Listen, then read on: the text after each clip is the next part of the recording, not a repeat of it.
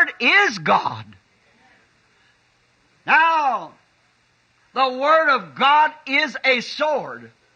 Hebrews, the 4th chapter says so. Hebrews 4:12. Now, it is a sword.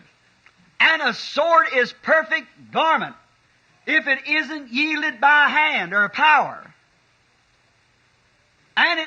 But it takes a hand to hold the sword, and the hand that holds this sword is the hand of faith. Now, that hand of faith that depends on how strong it is. This hand of faith might just be strong enough to cut a little hole through the darkness and say, by faith I'm saved. That's a great cut. But then, if that's all the stronger that hand is, to yield that sword, that's all it can cut. But if it's a strong hand, it'll cut plumb through everything the devil can put out there. Make every promise of God shine forth in the power of His resurrection. If it's a strong hand of faith, the days of miracles, Jesus Christ the same yesterday, today, and forever, cut its way through. It depends on the power of the hand behind the sword. And the sword is plenty sharp. Hebrews 4 said, it's sharper than a two-edged sword that cuts both coming and going. And even goes to the marrow of the bone and in the joints. And a discerner of the thoughts of the heart. Goes beyond the physical, it goes into the spiritual realm and picks up the thoughts of the heart and reveals them.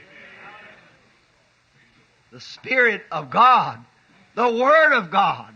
Now, that Word will cut in there. If there's enough arm behind it to push it in, it'll find its place and cut every promise out and give it to you. If you just got the strong enough arm behind it.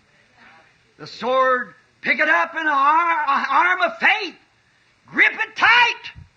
Hold on to it and walk into the face of the enemy. How can that uncircumcised enemy ever stand in the presence of the eternal God?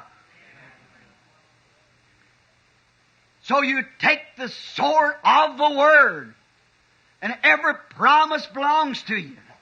Pick it up in a strong hand of faith. Walk forward. If you need healing, cut it out with the Word. Jesus Christ the same yesterday, today, and forever. If you need salvation, every promise in the Bible is yours. It's laying back in there and Satan's trying to hide it.